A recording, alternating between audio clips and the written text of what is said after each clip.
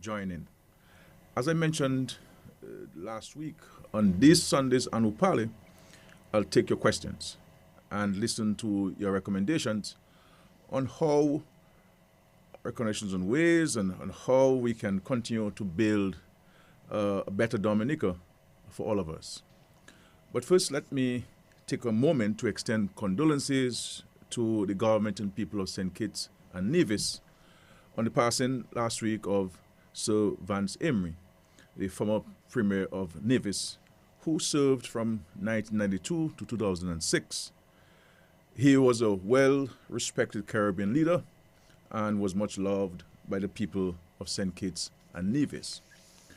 He's remembered as a true patriot and elder statesman who made a positive mark on the development of St. Kitts and Nevis over the course of his life. In addition to his contributions as a politician, Sir Vance Emery was also a respected cricketer who excelled for the Combined Islands and Leeward Islands. May his soul rest in peace, and may the people of Nevis in particular, and of course his family, be comforted in this time of bereavement. I had the pleasure of working with Sir Vance Emery, and such a wonderful, wonderful soul. Here at home, we have cause to celebrate. The major highlight of this past week is the joy this government has brought to 51 families of the Roseau Central constituency who were presented with new homes at the City Breeze Apartments on Upper Riverbank on Thursday. This is undoubtedly a meaningful gesture which gives the beneficiaries renewed hope for their futures. In their new homes, they can feel more secure, safer, and certainly more content and indeed more comfortable. Let's all be happy for these 51 families and wish them well.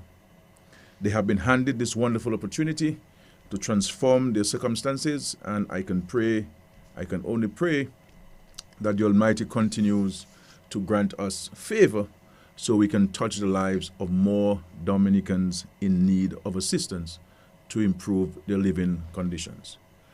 And there's so much work we are doing, in so many areas to develop this country. We will talk about these as time goes by, but it's been a while on this program since I have interacted directly with you. The lines are open. You can call in to speak with your Prime Minister, to ask me questions, to make suggestions, to tell me about your dreams and aspirations, and what's going on in your respective communities. I welcome all your views and all your suggestions. This evening, our broadcast is from the studios of DBS Radio, and so we have different numbers for this evening's program. And you can call 767-448-3284, 448-3281, 448-3279, and 616-1327, and 1-800-327. And the overseas line is 305-432-9744. Thank you. As I promised you, I will give you all of the time, the 1 hour that we have to ask your questions. I think we have a first caller. Hello, good evening. Please welcome. Hello, good evening. Hi, good evening to you. Hi, good evening, Honorable PM and listeners. I just wanted to ask a question in regards to the Small Business Grant Program. The Small Business Grant? Yes, the Small Business Grant. Okay. I want to know if this program is actually up and running, and the reason I'm asking is because I applied for a Small Business Grant last year in June. I had the interview with the committee in October, and I have been waiting for some... Is that at the Ministry of Small Business? Yes, Small at the Unit? Ministry. Okay. Yes. Okay. And I have been waiting for some kind of response, correspondence, if it's whether if it's positive or negative, because it's like I'm waiting on that to make other moves, you understand? Sure. That's something that I noticed that we lack. Yeah, sometimes we're not as as responsive as we should be. And I think we have to improve on our customer relations within the government system and to communicate with people on a more regular and timely basis. What I would suggest to you, dear caller, is if you could call that unit and let them know you call my program, Anupale, and I ask that you call them, and then so that they can also give you a response, and I will also raise that with them. I'm sure the minister is listening, and the staff are listening. Okay, caller, please. Another caller. Hello, good evening. Hello. Hi, good evening. Welcome. Good evening, PM. This is your friend in Guadeloupe. Tony is calling. Tony, how are you, Tony? I'm fine, PM. I'm okay. Good, nice to hear you. I hope you had a blessed Palm Sunday, you and your family. Yes, thank you. And I am there. I'm in Guadeloupe. So I just take the chance to call to say good evening to everybody on Hello? for Dominican. Yes. PM. All right, thank you. And of course, thank you for representing Dominica. You always do a very positive promotion of Dominica in Guadeloupe, so I'm really appreciative of that. And I will give you a call sometime this week. Okay. PM. Okay, take a minute. Yes, caller, please. Welcome. Good evening. Hello?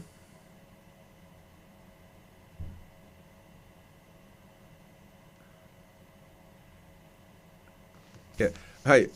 Okay. Well, one of the questions coming from Facebook is in respect to the question is, what impact do you expect the war in Ukraine to have on gas and food prices in Dominica?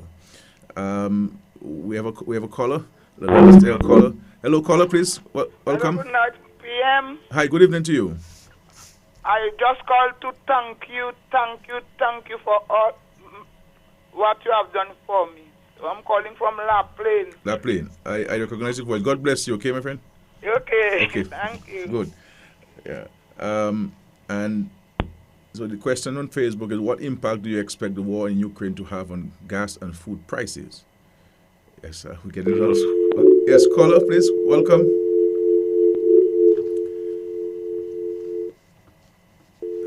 Hello? Caller? Okay. Well, we have seen the impact on gas and food prices here in Dominica in as a result of the war in Ukraine. Of course, we saw it with regards to COVID-19, but we've seen it with the war between Ukraine and Russia. And, Russia is a major supplier of a wide range of food items, and, of course, the base material for a lot of processed foods that we have, that we import from across the world, including gas. And certainly with Russia not being able to supply a significant percentage of the gas needed, the petroleum products needed in the world, you're going to see a shortage of supply and an increase in demand. And of course, the prices will go up. The prices have gone up here in Dominica. One of the things that we're looking at where the gas prices is concerned is the possibility of removing the customs service charge, which is about 3% on the petroleum products we have in Dominica. Obviously, as you know, some years ago, we had removed the excise tax and the customs service charge on LPG and kerosene. So there have been no taxes on kerosene and LPG in Dominica for the last, I believe, 8 or 9 years. We have a call on the line. Caller, please.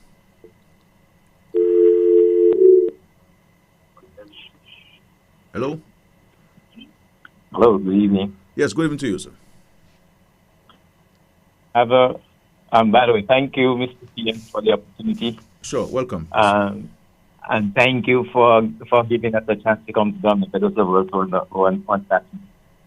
Anyway, what I am calling about is last year I was listening to your program, and somebody called and asked about the barrels for Christmas on the concession, and you said you had to go back to Parliament. I did not hear anything subsequent. However, what I'm going to suggest, something like this every year, go back to Parliament. It should be a standing policy where from a given time, those things are in place. So everybody knows when that thing is gonna happen. And I would also like to suggest that you could see for the hurricane season, so that you give people an opportunity to have their relatives reposition their barrels. So in case there is a disaster for the hurricane season, that we don't have the problem where we have the barrels not being able to get into Dominica in a timely manner after Hurricane Maria. So those are policies you put in place. And also you could maybe do something like where there's a tax holiday on hurricane supplies. So we don't have to go to Parliament for this. Really, I would have said Cabinet. It's really a Cabinet decision in respect to the barrels. So it wasn't done last year. Obviously, there's always a balance in things, and I take note of your suggestion in respect to the preparation for the hurricane season, which is a good suggestion, and it's something that we will certainly give consideration to. But sometimes we try to have a balance between allowing the barrels to come in and also allowing local business owners to be able to sell. So there's always a balance in this. Caller, please. Yeah, and so I was saying about the Russia-Ukraine war and the increase in prices. So I said that we're looking at removing the customs service charge on gas and diesel. Every cent that we can save the consumers is every cent remaining in their pocket, and especially in these times. And we're also looking at in respect to additional importation in the country, the possibility of removing the freight and insurance as part of the consideration for tax for being subjected to customs duties and so on. But we do need analysis. We engage the private sector, because the key for this, when the government takes those decisions, that the benefit is passed on to the consumers. And so this is always our concern, that we don't usually see the benefits passing on to the consumers, because ultimately when a decision is taken to remove taxes on goods coming into the country, it's really for the consumers to benefit. And so it's something we're looking at. Yes, caller, please. Hello, good evening. Yes, good evening, sir. And how do you do? How your Palm Sunday going? Pretty good. Thank you very much. That's good to hear. First of all, let me big you up, not only you, but the government and everything. We've been having some good news for the past few weeks into small business and everybody, so that's good news. Yes. But PM, what I really want to talk to you is that we had an appointment for a long time. I don't know if you can remember when you came to bless the construction of the school in Mao. We had an appointment to see on the Monday. When I came on the Monday, then that same Monday they were giving the announcement of the common entrance. Well, let us try get hold of me tomorrow, and I can give you an appointment this week. I've been trying. But if you have my numbers, send me a message tonight or tomorrow morning. I will arrange to see you this week. Really. I don't have a direct number for you. But I'm sure I recognize your voice, and we'll contact you. Okay. Okay. Contact me. Yeah. Yes, because I really need to talk to you. I appreciate that. I appreciate and God bless you. God bless for what you're doing for Dominica. And don't get mixed up in that war of the world. And remember, Palm Sunday is the symbol of people's power. Yeah. It took 5 days after for the powers that be to use persuasion, bribery, threat, and whatever to get the people to say crucify him. So keep that in mind, and I'm looking forward to meeting you, because I really need to talk to you and some of your ministers. Sure. Thank you. Have a nice night. Thank you, my brother. God bless you. Yes, so we're talking about the possibility of looking at removing as part of the variables in the determination of the custom duties and taxes, the removal of the freight and insurance as part of the consideration. So there are a number of things we're looking at to see how we can bring relief to the consumers in Dominica. Yes, caller, good evening.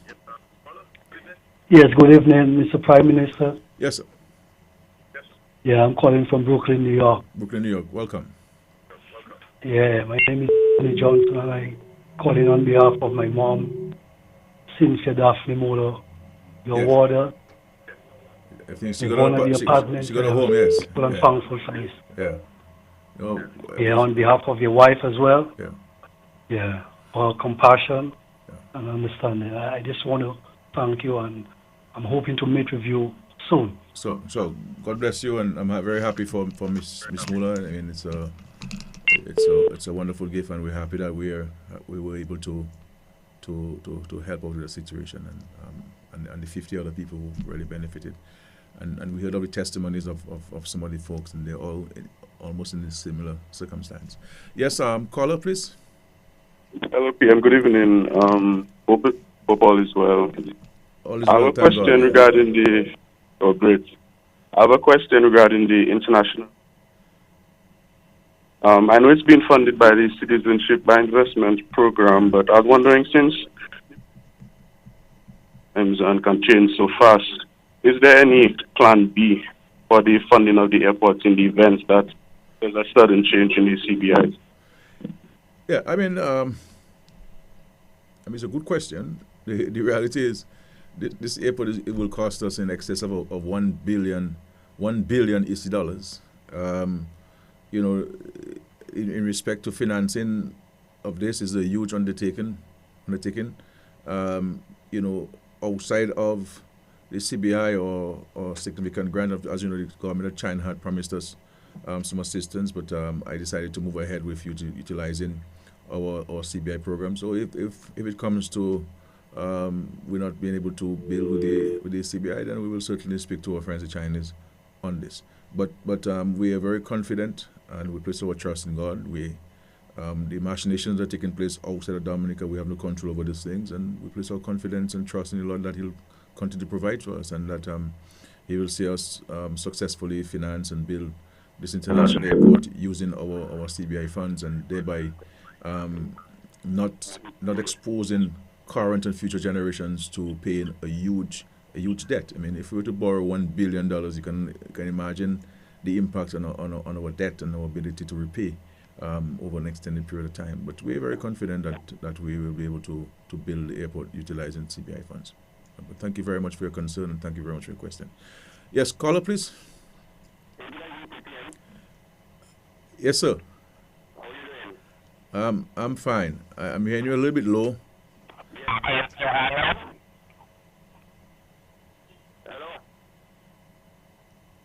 Yes. I was hearing you. I wasn't hearing you very well at all. So if you could please call back, my friend.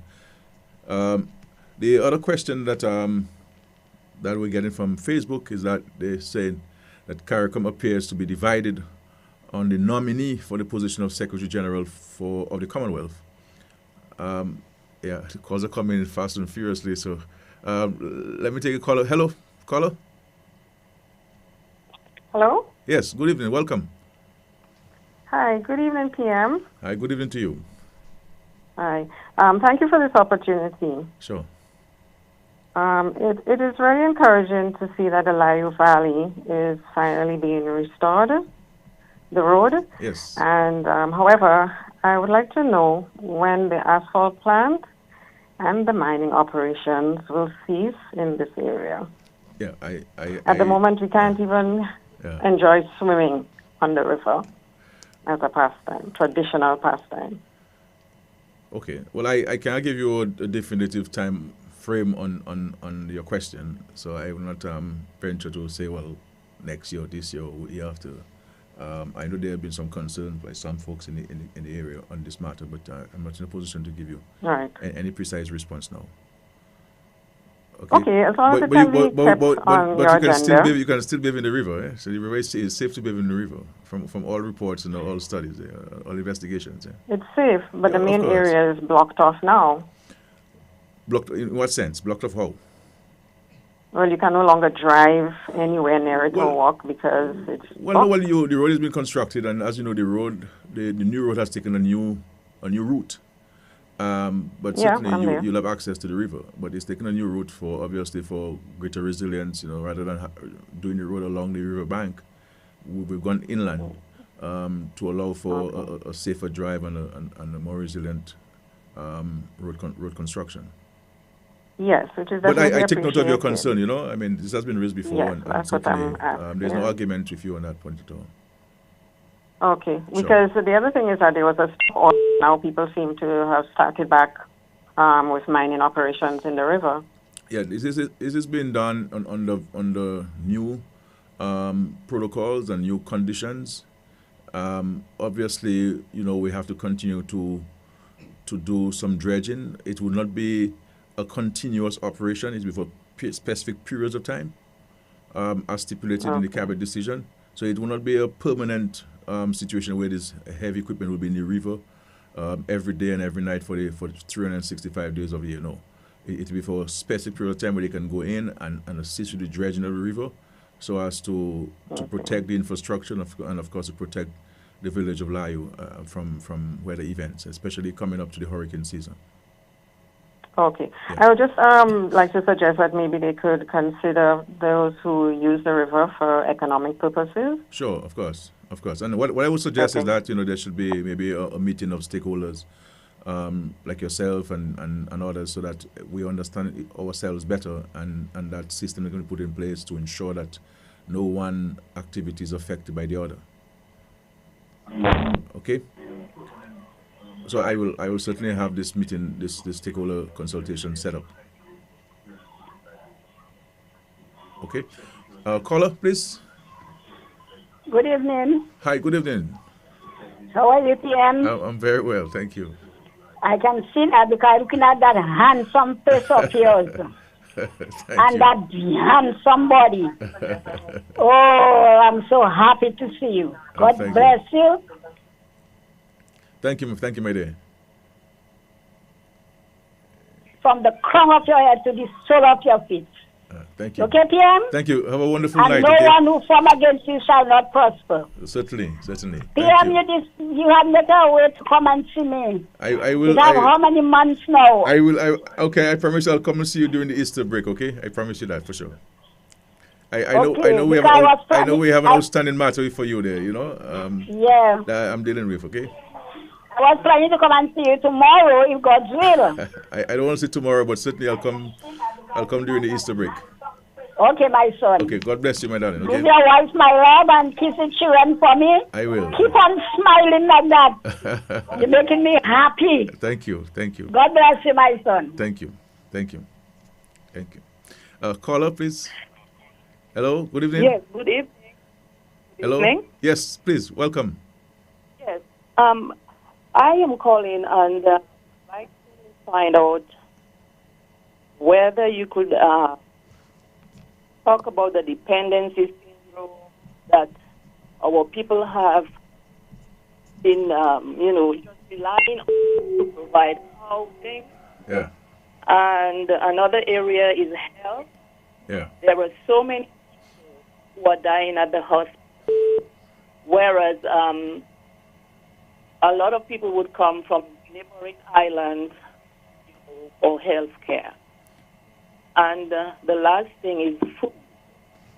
Why do we have to import food when we have the most fertile land in Dominica? If you could address this for me, please, I would. Yeah, sure. Well, I would really. Yeah, well, I don't know. I find it very offensive that some people would talk about dependency syndrome. The government is assisting people to elevate their lives and their circumstance. I mean, in the United States of America, where I suspect you're coming from, where you live, because you appear to have an American Caribbean accent, you know of the projects. Homes were built especially for poor whites and black folks, highly subsidized by the federal government and state government. You know that millions of Americans receive food stamps, and had it not been for these food stamps, they would not be able to have a meal. And you know that in many parts of the United States, every state in the United States, there's financial aid, where poor students who cannot pay for the high tuition fees in the United States are given financial aid. And financial aid includes the payment of the tuition and including housing, on campus housing for those people. As a matter of fact, I know many of my friends who I went to school with, white and black Americans, who being paid to go to school, literally being paid to go to school, because of the American policies. In France, the French Republic, in every European country, United Kingdom, government provides programs. They put programs in place to look after the less fortunate and those who can't afford. You know, and I think it is. I mean, look at what the Bible. Read the Bible. If you're a Christian, what does the Bible say about helping the poor and helping the widow? You know, we can't either speak and from a political slant, and because the government is helping people, then we handouts. It is very offensive. None of us know where we're going to end up tomorrow in life. You know, and therefore we have to treat people the way that we like to be treated if we were in this circumstance. Do you know the word empathy? What does empathy mean? It means putting yourself in people's shoes and circumstances. Not everybody has the same circumstance in life. There are some of us, thank God, we have opportunities now, but there are people who don't have these opportunities. And so the idea of we giving somebody a home, it's about addressing a challenge. You telling me that's a handout to give an 84-year-old lady a home? And that would make an 84-year-old lady dependent? And that is a dependence syndrome that we have sent thousands of young Dominicans to study overseas, that they don't have no loans to pay at the banks. And you tell me it's dependence syndrome that we're providing cash support to seniors 70 and over. Why don't you tell that to the U.S. government and the state governments to stop the housing project and stop the food stamps, and you'll see how dramatic the poverty rates will go up in the United States of America. And I am for these programs. I applaud the U.S. for this system. I applaud any government for this matter who looks after the less fortunate among us. And thank God we have a government in place. In the first time in our history, in a dramatic way, that is government have been looking after people in such a manner. And we do so not because of political responsibility. I do so not because of political responsibility. I do so because of a Christian and biblical responsibility that we have to look after the poor. And so the same way I run the country, the same way I run my home. If anybody comes to my home, they'll be treated with respect and dignity, and they'll be provided with something to drink and to eat, and they'll sit on the same table with me, and they'll use the same fork and the same plate and the same cups. I don't have different cups that I use and people who come to my home use. And if I have two of one thing, they will get one of those things if they need it. And that's how we have to live life. What's our concept of being our brother's keeper? You know, so let us not talk about this. The issue of people dying at the health center, and of course, it's for the health professionals to defend themselves, to answer whether there are any impropriety or ethical misconduct in their own practices. I'm not a medical practitioner. My responsibility as the Prime Minister is to ensure that we have proper facilities, we have the human resources, we have the equipment, we have the medicine to provide care to all people. But I don't agree with you that people are dying. In every hospital, you have people who will die. Every hospital. The doctors will do the best they can to save somebody. Something doesn't happen. You know, so let us not talk like America is different from Dominica or Dominica is different from any other country in the world. No. And the issue of eating what we grow in Dominica is a personal choice. This is a free country. At one point, you guys called me a dictator. At another point, you guys saying about this country. This country is a free market economy. At the end of the day, people have a right to consume what they want. And if we in Dominicans want to sell more of what we produce, what we need to do is to eat more of what we produce in Dominica. Personal choices. You know, and so it takes the community, the society, the country to change the issue of our practices and so forth. I hope I have successfully and sincerely responded to your questions, and I hope it opens your heart to the less fortunate. And we must never forget our circumstances. I'm sure you grew up in a challenging community. I do not know you, but there's no rich Dominicans in this country. None of us come from any rich family in Dominica. We all had our varying degrees of challenges growing up in our societies, including yourself. Thank God you got a green card and you went to America, and you maybe got the job, and maybe you have a home. Thank God for that. But don't grudge your brother and sister here in Dominica for the benevolence of the government acting in clear instructions from the teachings of the Bible, and our duty to each other being our brother's keeper. I take great offense when people raise those things. Great offense, people raise those things, and I could have said more, but today's Palm Sunday, and I do not want to go contrary to what Palm Sunday means. Hello, good evening, please. Good night, Mr. PM. How you doing, my friend? I'm very well, thank you. Yes, PM, I really want to compliment you for the great job you're doing for Dominica. Thank you. So no matter what they say, you've been doing very well, and we in the Virgin Islands, as I always tell you, we love you because of what you're doing for Dominica. Them people are talking overseas. They have the same thing too. It has food stamps all about, assisting everybody. So what you're doing for Dominica and what you're doing for your country, PM, is great, man. So don't worry about what they say. People criticize the Almighty. But as I tell you already, we love you to the bone, and they cannot stop you from doing what you're doing, okay? Thank you very much. Love you all the time, man. And everybody okay? Yes, everybody's okay, and give everybody regards at the airport, okay? Yes, man, yes. I'm hoping to visit Sentinel sometime soon. Yeah, man, anytime you come, man, you have my number. Sure. We'll link up, man. Sure. Love you all the 10 p.m., man. Thank you, my brother. God bless, okay? Thank you. Caller, please. Welcome. Good evening, PM. Hi, good evening to you. How are you? I am very well, thank you. Thank you. Okay, I'm calling from Biosh. Biosh, yes. Yes, we have a concern. What's the concern there? Tell me. Because maybe almost a year since the elderly haven't get gas at PM. That's the cooking gas you're talking about? The cooking gas, yes. Okay, all right. So we'll take note of that. We'll fix this, okay? Yeah. Okay. Thank you, my darling. God bless you. I have not been to Dublin in a little while, but I'm Biosh, sorry, but I'm hoping I'll come there sometime soon, and God willing.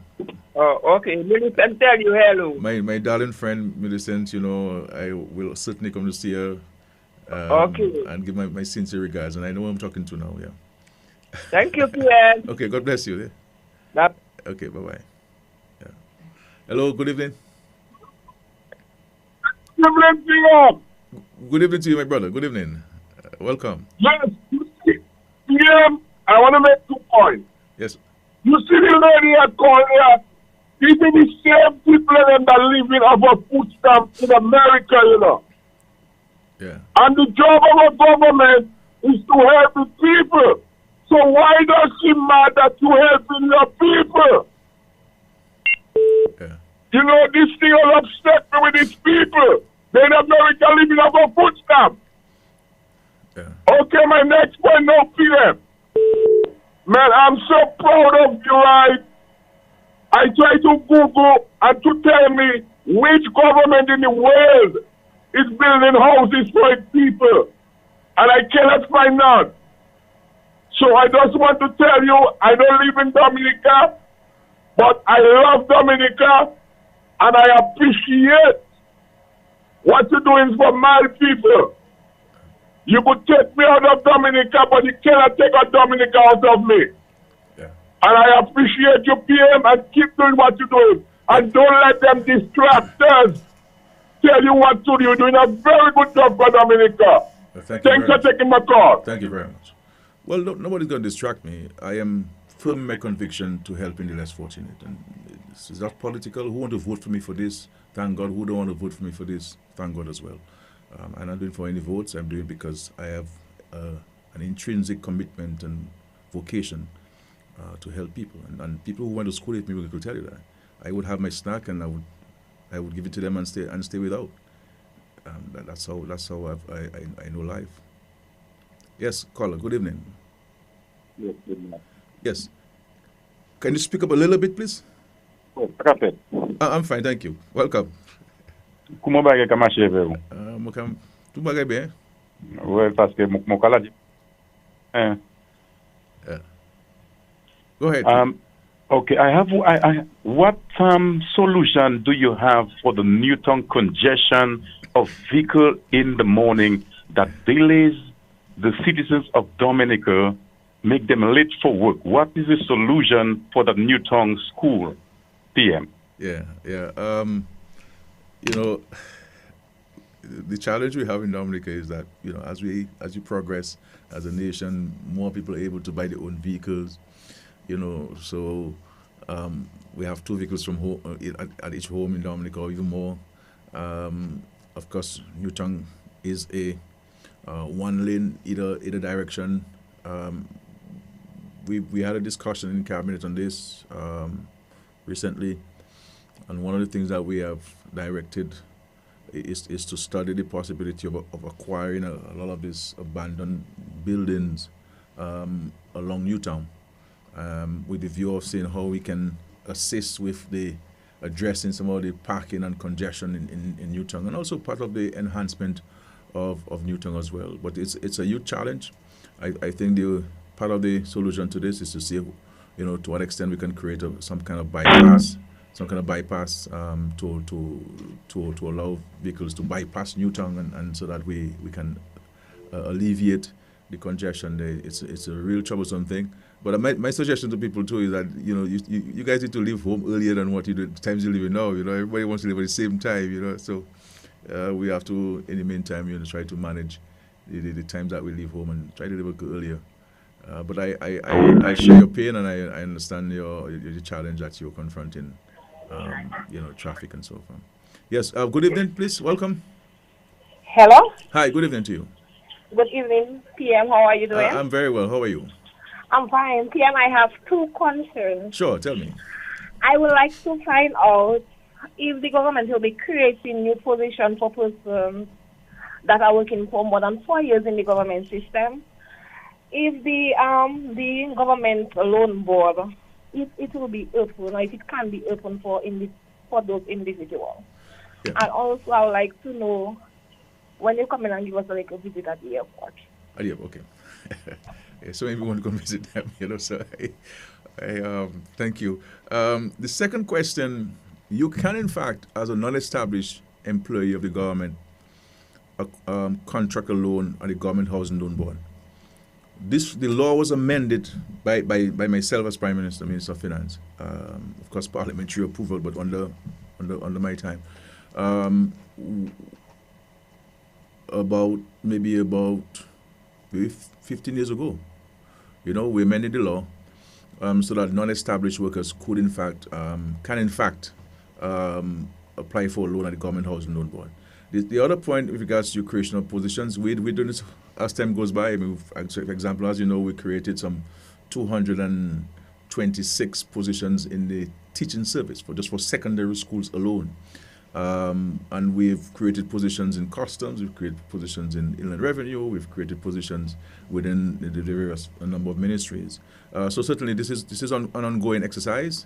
And one of the things that we're looking at, even with regards to the new public service management bill that we're discussing now, is to address the concern that a lot of public officers have in terms of acting for so long, you know, for a very long period of time. So all of these things we're looking at.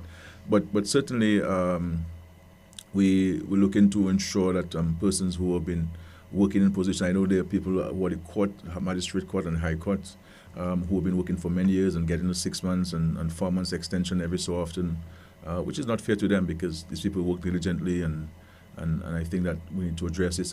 So the administrator of the public service have to be a little bit more mindful of those things and to advise the policy makers, the cabinet, on some of these public officers who are in positions, non-established positions for extended period of time. When I found out some years ago, even the quarantine department, everybody was non-established, and there were people who had worked about 25 years. And some of them did not have the basic requirements to come into public service of 4 O levels. And so what we did in the cabinet was that we used their experience and also the number of conferences and training sessions that they training programs they had attended both in Dominica and overseas, and treat this as part of the qualifications and even appointed them retroactively. So some of the years that were non-established were considered to be part of the established period, so that they could have gotten some better payments when they retired. Yes, caller, please. Good evening. Yes, good evening to you, sir. Welcome. Just a quick question. I'm a son of the soil. I've come from England to see my parents. I'm intrigued. The development of the airport, when do you see it being completed? Have you come across any impediments? And once the airport is completed, how many airlines do you envisage coming into Dominica each and every day? Well, once the airport is completed, as a matter of fact, once we start actual construction, we'll be engaging airlines on our international airport long before it will be completed. So they are aware of this, and this is part of the mandate of the airport company that we have established, and of course we've been in contact with a couple international firms to assist us with that, of promoting the country and promoting the international airport as part of what we offer in Dominica.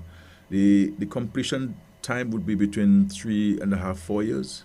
For this airport is a massive undertaking. As you know, we don't have flat land like many parts of the world. There are lots of cutting and filling that we have to do.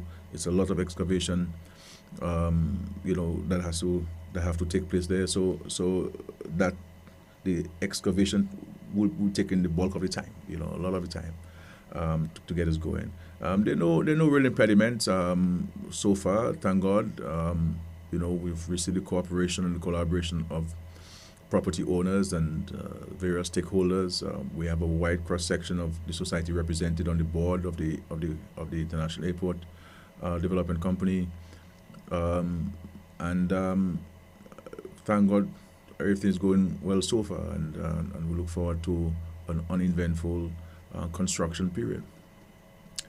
Caller, please, welcome. Yes, how are you doing? It's me again. I was just figuring out the solution for the congestion at the Newtown School. I suspect you. I knew that you had some solutions. So tell me. Yes, PM. It's very simple, and this would create employment also for a conductor and a bus driver. You put a bus by the Cicero. Okay, so you're speaking specifically about the students. Instead of every vehicle stopping. I see. Instead of every vehicle stopping by the school, wasting time. Okay. There will be a school bus by Cicero for the southeast student who's coming to school. You pull on the side, and then the vehicle, they go in that bus stop. When that bus is full, that bus drives straight to the schoolyard. So the vehicle keeps flowing nonstop. Yeah. And you put one by the Newtown Savannah School. Yeah. That by Newtown Savannah. Do the same thing, and then the solution is over. Yeah. Well, yes. What you propose makes sense. So it's something that certainly we could explore. Yeah, because too long this condition been going on like this. Too long. I respect that, but I'm sure the folks from the Ministry of Education and of course the PAL Rep, Honorable Lockhart, they're listening, and certainly they will take on that particular suggestion. But thank you very much, my brother. Thank you very much, man. Hello, caller, please. Okay, so the only questions I'm trying to get to, the questions that come from Facebook, so it's difficult because of so many callers coming in. I don't want to have people waiting. Yes, caller, please. Yes, good evening, PM. Good evening to you. Welcome. I thank you for all what you're doing for our country. And I know that God is looking over you to give you the strength and the encouragement to venture. Sure, thank you. I love you. Thank you. I love you. I love you. Thank you. I love what you're doing for your country. I like the strength and the input that you're giving to Dominica. And no matter what anybody says, it's going to be like that water on that shirt. I thank you for Roosevelt. I thank you for our parliamentary representatives that you have given us, and we are willing to work with us. Thank you for all what you're doing for the school, for the young people of Dominica. And I pray that God will give you the continued strength to do what you have to do for our country. Thank you very much, Pierre. Sure, thank you very much. And, I consider myself to be a servant of the people. So it's not an easy job. I haven't gone through so many natural disasters and external shocks, but the Lord has been good to us in this country, and very grateful for that. Caller, please. Hello? Hello? Yes, sir. Good evening. Welcome. Hello. Good night, Mr. PM. What can you tell us about that new passport? Yeah. Hello? Hello? Yes. Go ahead, please. Go ahead. Good night. Yeah. What can you tell us about that new passport you're introducing to Dominica? I mean, I got my passport 6 months ago, and I have to get another passport. Yeah, it's an improvement to the one that you have. The one that you would have is a machine readable passport. The one that we introduced is the electronic passport, the e-passport. It has enhanced security features, and we believe that this is the way to go. And the times have changed, technology have been improved, and eventually that's where the entire world is going to go. So at some point, you may not be able to use this machine readable passport to enter certain countries.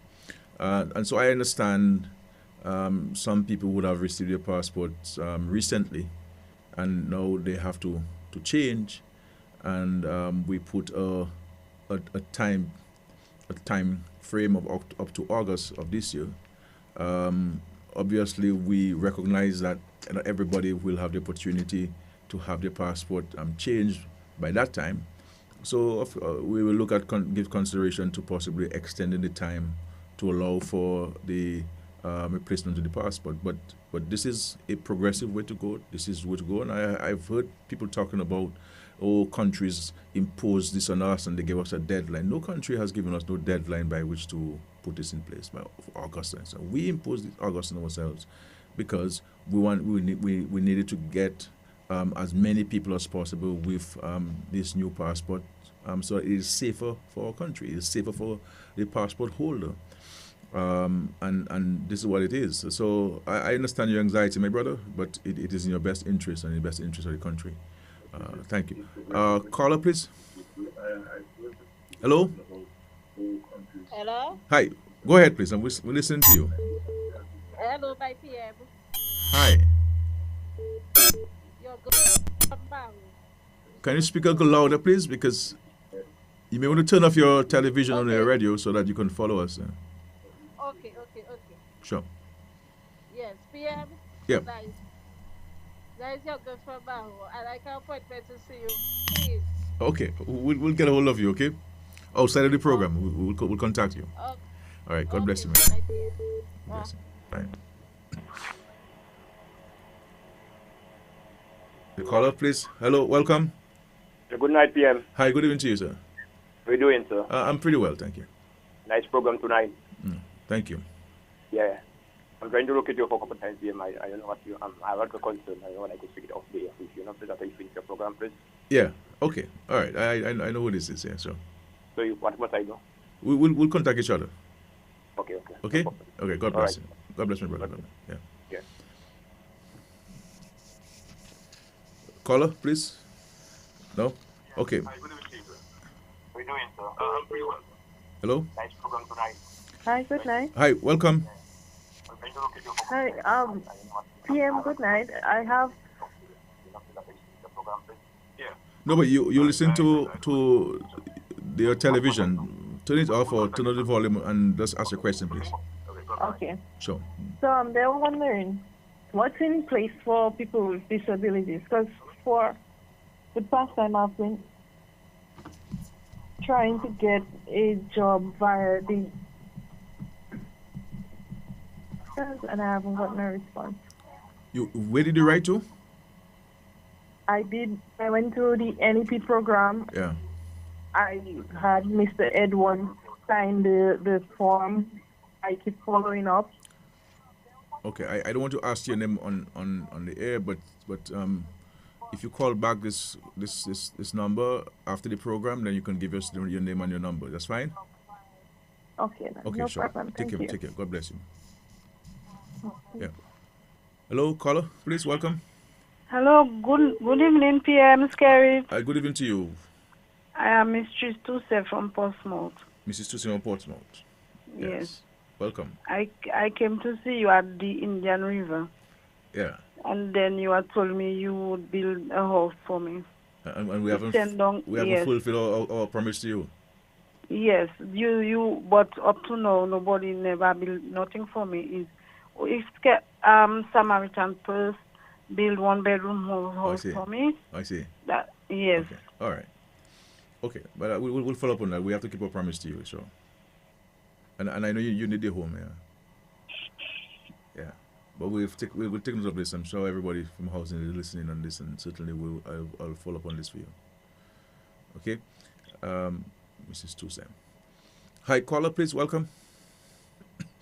Yes, the caller from Newton jogged my mind on some traffic congestion. I have a suggestion for the government. Sure. To do the parking in Roseau. Yeah. Have you given thought to relocating the medical school, that's All Saints Medical School, to Portsmouth and use that area to as a parking garage, break down that building and set up a parking garage with maybe some offices upstairs, or that way you have a mixed use, but you have garage space that people can park. It's not something I'm going to give you an affirmative response to. It's a huge undertaking you're proposing to me. Clearly the parking problem in Rosa, we all have to look at. We all have to discuss what kind of solutions there are. We have some ideas from the government standpoint, and of course other people have. We always believe that these things are for private sector investments, and it's not. I don't want the government to be owning a car park, but certainly, we all have to play a part towards the solution, of this, and we take note of all of the suggestions that will come forth regards to parking. At some point, we need to have a consultation on this, and to see what additional ideas that we can come up with. But the key is for us to restrict people coming into town, in terms of vehicles, and to see how we can prevent this from happening. So it's important for us to look at this. Caller, please. Caller. Hello. Okay, there's a caller, please. Welcome. Hi, PM. Yes, sir. Good evening. PM, is there any chances you're going to restore the process of getting a passport in overseas embassies? That is vital, PM. I think it's taking a bit long to get a passport. Some people don't want to carry any passport. Or passport. I want my Dominican passport. Yeah. And I feel the process is a... Yeah. It takes a little while, I understand what you're saying. We're looking at different options to see how we can facilitate, but ensuring that the integrity of the security arrangements is not compromised in any way. But certainly we've been examining ways to see how we can expedite the process and to streamline it. But and the recommendation that you have is part of the consideration. Yes, caller, please. Hello? Yes, can you hear me? Yeah. Hi. Hi, my name is Lucy. No, I'm not. Can you kindly speak up a bit, please? Okay, my name is Melanie. Excellent. Thank you. I'm going to say things to Skerrit. I'm visiting my 92-year-old aunt, and she wants to tell you she loves you too. But I just want to say you're doing a great job. I've been there for 3 weeks of to the news in my aunt, and I always take the leaders that take care of the less fortunate, the seniors, and the future generation. That's a great leader. I want to say, all people, you're doing a wonderful job. My dad was Dominican, his dad was a Dominican, and I'm very proud to see that the Dominican government is actually taking care of their people. Yeah. God bless you. Sure. Thank you very much. Sure. Thank you. God bless you, sir. There's somebody who posted a question on Facebook. I'm currently a civil engineering student in the USA. I want to return home. What recommendations you have for young professionals like me who fear coming back home, as we think we may have difficulty in finding employment? I can tell you, if you're a civil engineer in Dominica and you're unemployed, well, you have a problem. But I can give you the assurance that upon the completion of your studies, we can engage in the Ministry of Public Works, and you could certainly be assured of that. Once you're diligent, you have to be diligent, because we need engineers in the Ministry of Public Works. Okay, thank you very much for your question. Yes, caller, please. Yes, hi, good evening, Mr. Chairman. Yes, good evening to you, sir. Yes, sir. I want to congratulate a wonderful speaker. I visited and you are good job, government. But I did the college, just wanted to find any renovation done. I think that should renovated college students. Yeah, we've done some renovations there. There's some outstanding that we have to do. I'm hoping that in the new financial year that we will conclude all of the renovations, including some electrical works on some of the buildings at the college, so that come September, everything will be in place, certainly for the students there. But we have done quite a bit of work there, but there's still some more to be done, and those will be done in the new financial year. Yeah. And do the repainting of the school and spruce it up a bit, Yes, caller, please. Yes, good night. Yes. Yes, sir. I have a little suggestion, something when I go to town, something I saw that would look nice in town. You see the ferry where the boat comes in from different countries? Yes, ma'am. Where they have the iron facing the post office. I think that they should put a line of flowers there, because flowers beautify the place. We say we are the nature island. I agree with you entirely. A long line of flowers. Yeah. And the business places in Dominica. Yeah. From overseas, the blue one. Yeah. They can take them, cut them in half, and fill them with earth and just put flowers all over Dominica. Just put them and put flowers. Make the city look pretty. Yeah.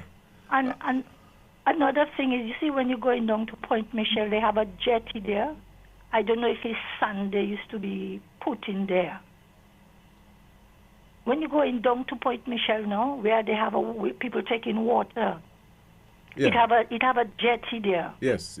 Yes, I see that they are not really using it. Can't you?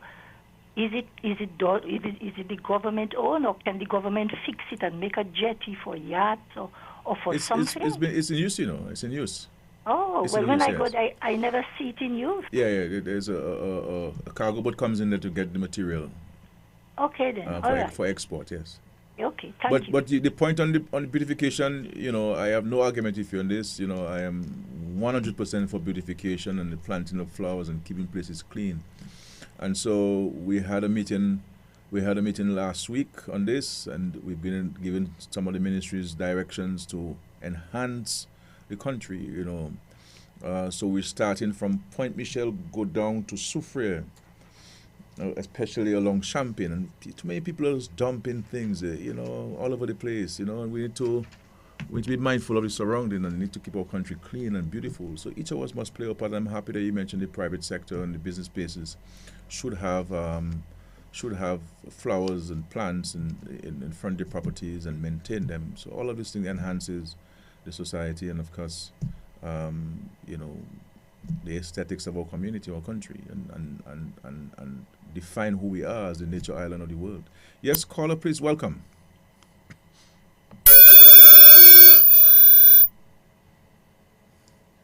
Yeah. The caller, a question from WhatsApp. I'm a poultry farmer, sold birds to the abattoir since December, and I've not gotten payment as Minister of Finance. How can you help? That's a problem I have with these people.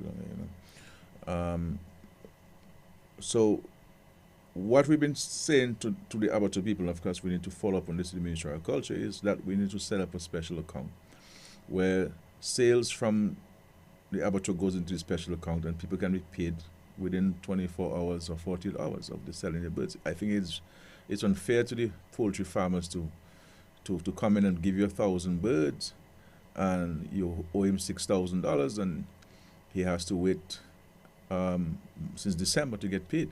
How is he going to feed the new set of birds that he has, and how is he going to sustain a small business like this?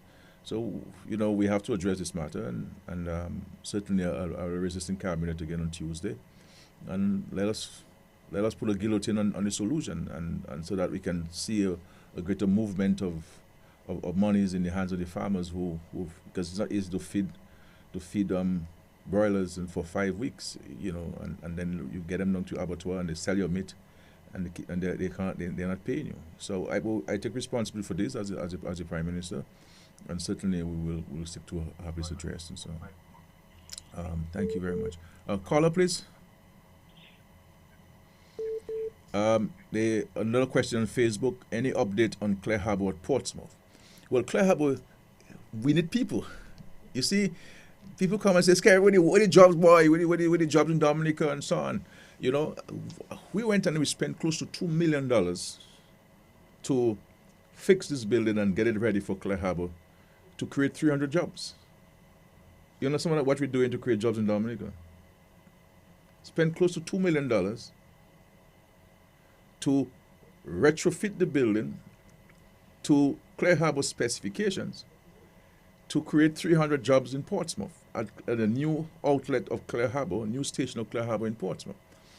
But Clare Harbour is saying to me that they have been having difficulty in getting the numbers that they need. So far they have 50 employed in Portsmouth. It's open. They've been open for the last few weeks now. 50 people there. They're hoping to have 75 before the end of this month, I believe, or middle of this month. But they need people. So encourage your children and your neighbors and young people, go out and apply and get employed. You can, if you're from St. Joseph, there's no reason why you can't work in Portsmouth because you live in St. Joseph and you go to America to go and work. And if you're from Penville, Portsmouth is just there. And if you're from Wesley or Marigot or the Carnago territory, Portsmouth is just 40 minutes away. And so let us take advantage of the opportunities. 300 jobs. 300 jobs. And then we say, we jobs and jobs carried given and so on. And then, and we'll look for 300 jobs. And we can't get 300 people. 300 people.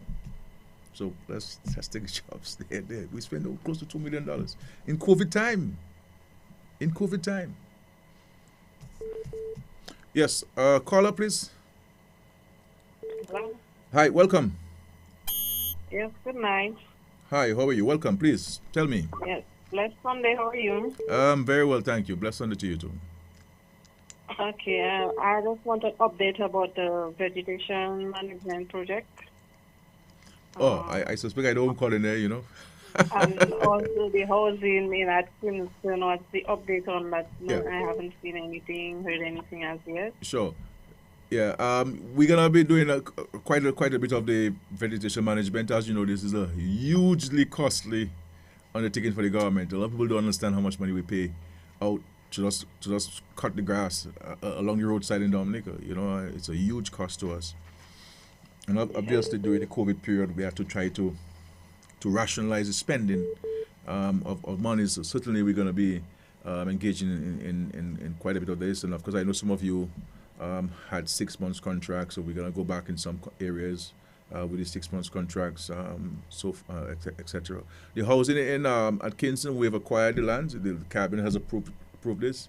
The Ministry of Housing now is dealing with the designs, and I'm hoping to come to the Carnago territory, to Atkinson in particular, after the Easter, to do a presentation with the council and some villagers so that we can share with you the proposal and you can give us your feedback before we finalize it. So it's really on the cards. It is something that I am very keen on. I know that the Atkinson people always feel that they're left out. The Carnago territory is getting everything and they're getting nothing. You're not quite that, but you have there's a little truth to it, and and we're trying to fix this. And you've said to us, housing is the main issue, and we certainly will address this. And I want to tell you too that the power rep is very keen on this, and he's been leading the charge of this. But I am so keen on having it happen, that I also placing a very close eye on this, on this particular housing development in Atkinson. As you know, I came here myself to look at the land with the Ministry of Housing, with the power rep. And since then, we've acquired it, as I said, and we're now doing the designs for this, and we'll come to see Mr. John, the chairman, and the councillors, and of course the wider community to discuss it then. Caller, please. Caller, please. Now, another question on Facebook.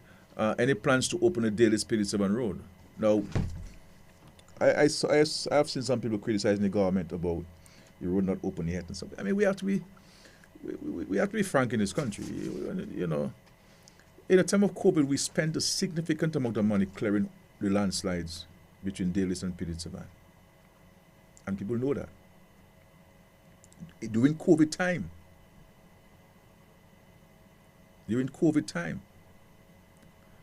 And the only outstanding intervention there to really get the road completely passable is the crossing close to the former home of the mother of the former chief of police, Mr. Daru, close to where Mr. Vidal's home is. And the question is, what type of intervention we would put there? Do we have to go and build a bridge, or do we do some cheaper crossing? Obviously, we have to rationalize this thing. We will open up the roads to allow for PD7 folks to have access to their land, so they can continue their farming, and folks from Dalis to be able to go to sell their produce across there, and of course the fishermen from Stowe and from Font Station to go across there to sell their fish. So we recognize the importance of the road insofar as commercial activity is concerned, but we have to be fair. I mean, you know, and people want to make an issue about this thing. I mean, we give a commitment. We have fulfilled part of our commitment in a significant way. We spend a lot of money. As a matter of fact, I mean, to have spent all this money during COVID time was an extraordinary decision. You know, extraordinary decision. And so the only outstanding thing is the crossing, what I said, close to Mr. Darrow's mother's house, close to where Halford Vidal Holmes, I can't remember his Halford as his first name, but certainly Vidal, I always call him, heavy equipment operator guy, in the area, that vicinity there. So what do we do? Because as you know, there was a major landslide in that area. Yes, caller, please. Hello? Yeah, so we will come back to this, and of course the ministry will come back to this and share this with the public. But once we do that, I believe that the rest is generally smooth sailing, and we build the bridge on the Bacatel end for over $2.2 million. As a matter of fact, some people who were calling for the bridge, when we built the bridge, they were criticizing the bridge.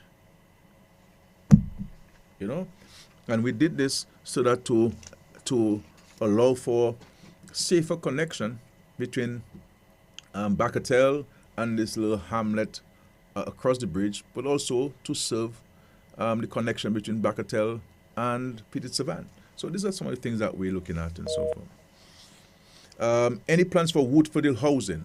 I can tell you, my friends in Woodfordale and Palm Tree, that the Woodfordale housing is top on my priority as Prime Minister. And we have acquired the lands, and I'm happy that the folks, they sold the land to us. We are doing the designs. I know it's a major priority for you here. And again, I'm hoping to come to, I said to the power rep and to the cabinet, I am not coming to Woodfordale unless I am coming with a clear plan for housing for Woodfordale. A very clear plan, a very concrete plan. The commitment is there. I've given the approval to build the homes in Woodfordale. We now have to move with the finalization of the plans and do the engineering there, and to have the contractors contracted to start. So if all goes well, my friends in Woodfordale and Palm Tree, I believe we could start those homes maybe towards the end of May this year, and certainly it's a major priority for the Parliament. The Parliament keeps raising that every time he gets to cabinet on this, and he has my absolute 100% support in ensuring that we get homes built in for Palm Tree and Woodfordale residents. Yes, caller, please. Caller? Hello? Welcome? Hello? Yes, sir. When will the road from Louvier to Granby start? Yes. Good news. The project has been completely approved. I believe that they will be doing the assessment of the bids now, and we will see work started. We'll see mobilization start them taking place in the first half of this year. So very grateful for this. I think we're at the end of the tunnel now with this major piece of road. As you know, we had to delay it because we need to do more designs. The bridge at this bridge with Tarish Pit is I always forgetting the crossing there was out of the project, and we insisted. Meacham was excluded when we had to ensure that Meacham was included, so we had to contract a loan from, the road is being financed by the UK government, and we're very grateful to the UK government for this major investment. But the Meacham Bridge was out of it, and the Meacham Bridge is costing maybe close to $6 million EC dollars. And so we had to contract a loan from the CDB for the Meacham Bridge and put it as part of the project, because there's no way we could have built this road without the Meacham Bridge being part of it. Absolutely not. And because one of the solutions that was being proposed was done based on the amount of money they had, and I don't believe that would have solved the problem in Meacham for the future. It would have been a temporary solution, but we can't build a road for the next 50 years and not address the Meacham situation for the next 50 years as well. And so we're very happy that we are basically now at the end of the tunnel with this. So we very look forward to having this road commence, and because it's certainly unsafe, and we thank all of you for your patience and for your understanding. But thank God we are at the end of the tunnel with regards to commencement. Yes, caller, please. Hello? Yes, good evening. Welcome. Hello, PM. How are you? Good evening. I'm very well, thank you. Thank you. Okay. I guess you maybe know who. I am calling from the Saliba constituency. Mm-hmm. Go ahead, please. For the houses which have been built under the EU and World Bank program. Yeah. I am very satisfied because some of our residents are really happy, and they are conveying that message. So I would like to say to you, PM, tonight, that we, the residents of Atkinson, we are happy. Some of us know that you have made a promise to get our housing stock up and running. And like I heard you said a while ago, that the designs are being prepared and all of that. PM, I just want to thank you for your continued support to the Saliba constituency. Sure, thank you. I mean, we're very committed to this. I'm happy that our friends in the Carnago territory are happy about the housing. There are lots of homes being built in the Carnago territory. I mean, with the funds from the World Bank, the Carnago territory has 107 homes, plus the 50 being financed by funds from the European Union. And plus there's several of them that were being done with government's own funds, direct local funds. So really and truly, the Carnago territory is seeing, it has seen good development under the Labour Party, but I don't think the Carnago people could ask for better government. But certainly Atkinson would return. I'm coming to you very soon. I promise you that. Yeah. Caller, please. Hi, good evening. Hi. How are you doing? Pretty good, thank you. All right. Yeah, my question is in relation to subsistence allowance for public servants. Subsistence allowance for public servants. Yeah. Which one is that? Per diem, if you want to say per diem or whatever. Yeah. For what? Yeah. Yeah. Yes, so I would like to really know, like, which public servant is entitled to, like, per diems, and who decides how much is given and so on. So anything relating to that. Well, if you're talking about per diem when you travel, there is an SRO that deals with this, and it spells out what each person is entitled to when he or she travels. So that's if you're talking about the overseas travel. If you're talking about part of your emoluments, there are also regulations that deal with salaries and terms and conditions for public officers, and it spells out for each position within the public service. So I would suggest that you may want to speak to your permanent secretary to seek clarification if you have a misunderstanding with any particular matter. But and if you see me on the street, you can stop in. If you have questions, I can always answer you. So, that is the situation, man. Yeah. Caller, please. Hello, good night, Mr. Hi. Dem. How are Hi. you? Not too bad. How are you? Okay, I'm calling from the largest constituency. That's Roosevelt South. Roosevelt South. Well, yes, sir. I Kingsville in particular. think Blackmore will want to argue with you. I just want to know if you have any plans for housing project in our constituency. In Roosevelt South? And my second question is the reason I believe for the congestion around the island is because of the lack of connectivity between the communities. I particularly live in the community of Kingsville. Yeah.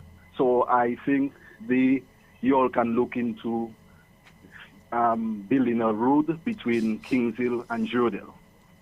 My brother, the problem you have, I understand the suggestion, but the problem you have so many. I mean, when we came into government, right, in 2000, you had only two bridges into Roseau, one out and one in. Right?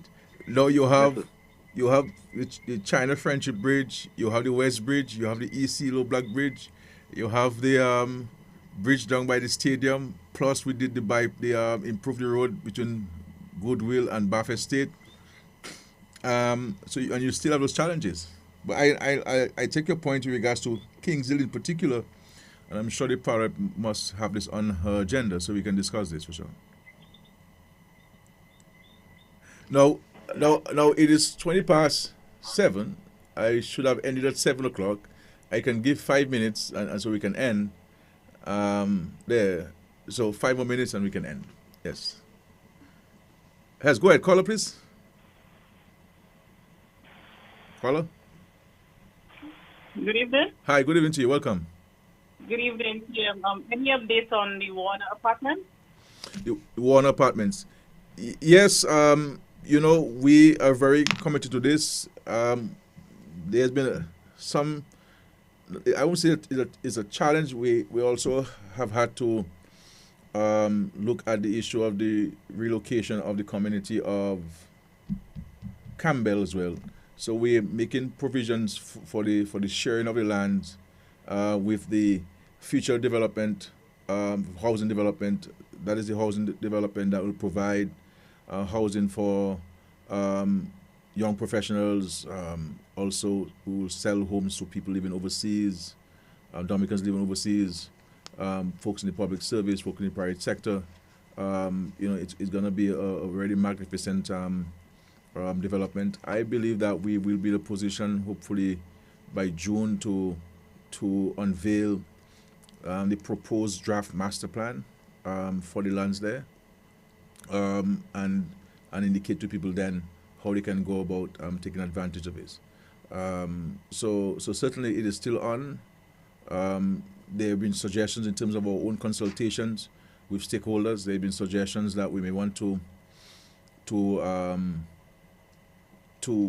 have it deconcentrated, to look at other areas. So folks have recommended Cotton Hill in Portsmouth as a possible area to do some homes, and even in Hillsborough Gardens as well, and other areas where we have lands, rather than doing all of the homes in one locality, to look at different options and so forth. So all that we've had to see, we've had to sort of redefine our approach to this based on the feedback from stakeholders who we have engaged on this particular housing development. But it has taken, we've gotten a lot of positive feedback, especially Dominicans living overseas who would like to own a home but who do not want to go through the hassle of building their own homes and so forth, and they would like to buy a home.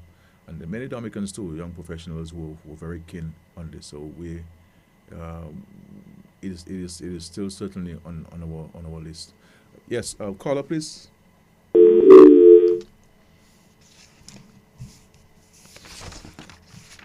But Cecil, I think I'm going to call it a night. I don't want to take too much of your time. I have gone way beyond my 1 hour.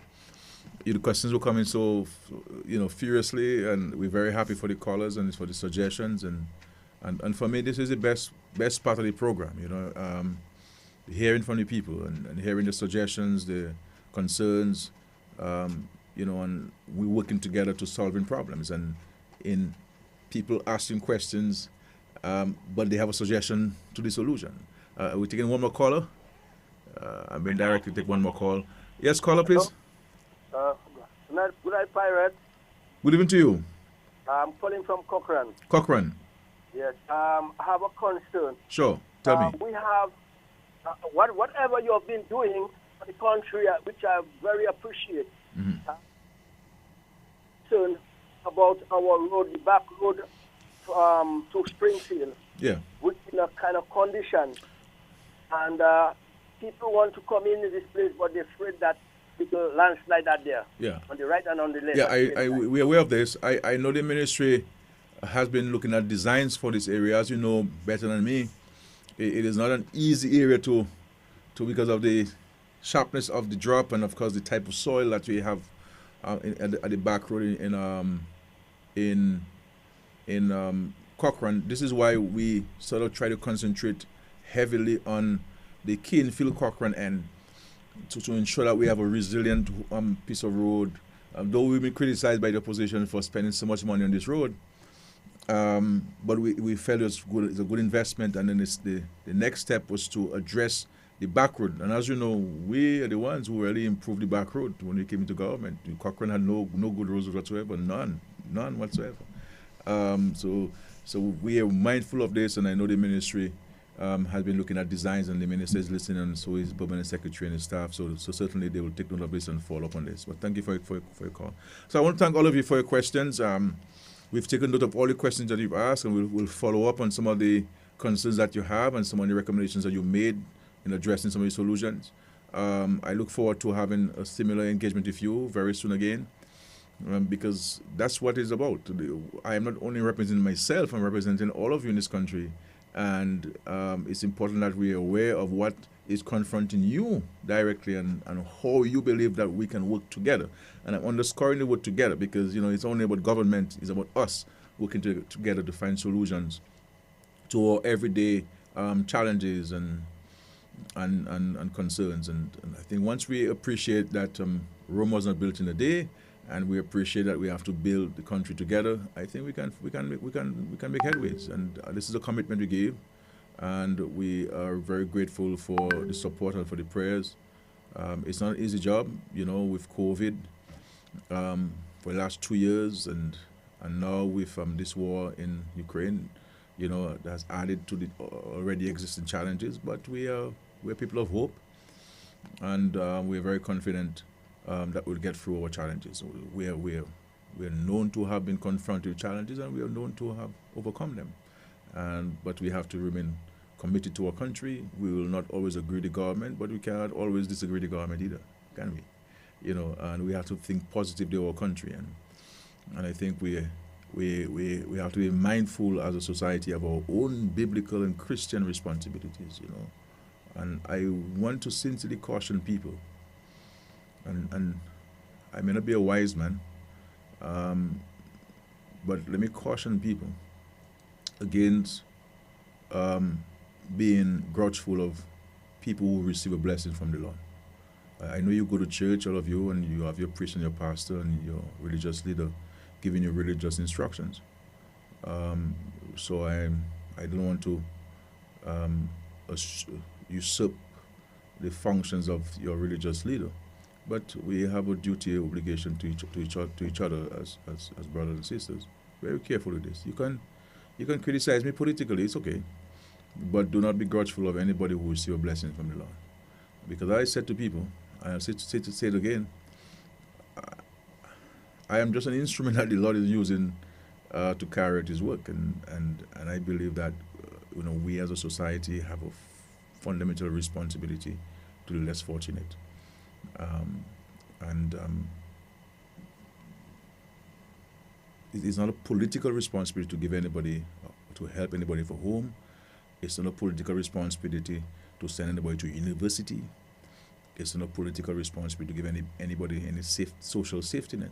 This is why the governments before never really paid attention to these things, because it is not a government responsibility. But this government that I have the honor to lead and the party that I have the honor to lead understand that we have a duty and obligation to the less fortunate, and it's a biblical and Christian duty and responsibility that we're doing.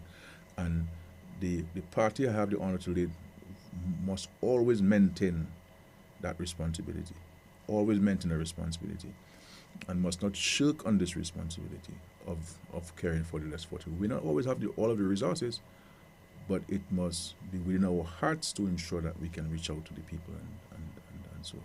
So be very careful, because we never know where in life, where we end up in life. Never know. So yes, today, this lady has a Yes You Care person coming to give her care, and we all free and running around, but we don't know tomorrow morning.